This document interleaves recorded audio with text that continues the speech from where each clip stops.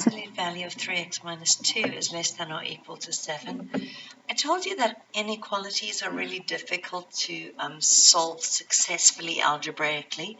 So we're going to use the same strategy as we used for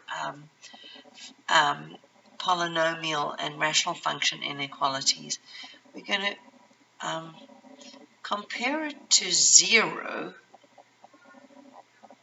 and then we're going to graph it. And I didn't put it in first because I wanted you to see how to put an absolute value into your graph.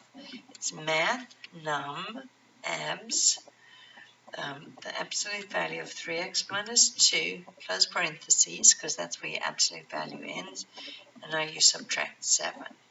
Let's go zoom 6 to look at my graph. So I have this graph, and I'm looking for where it's less than or equal to 0. So let me make a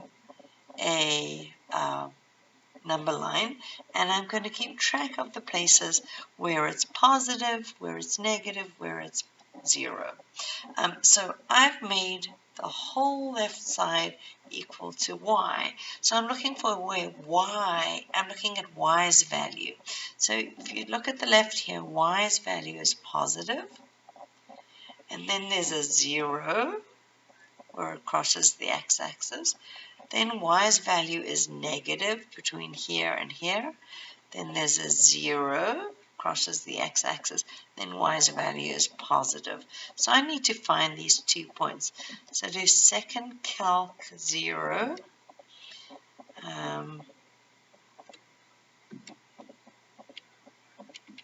Okay. That one's at negative 1 2/3, or negative 1.6 recurring. And this one is at positive 3. You can do second calc 0 and you'll find it's true. Now we know the function is positive until x is negative 1 2/3. It's negative between negative 1 2/3 and 3, and it's positive after 3. So what part do I want to report? I want to report where it's less than or equal to 0, so that's where it's negative. So that's between negative 1 2/3, it's negative, and carrying on to 3.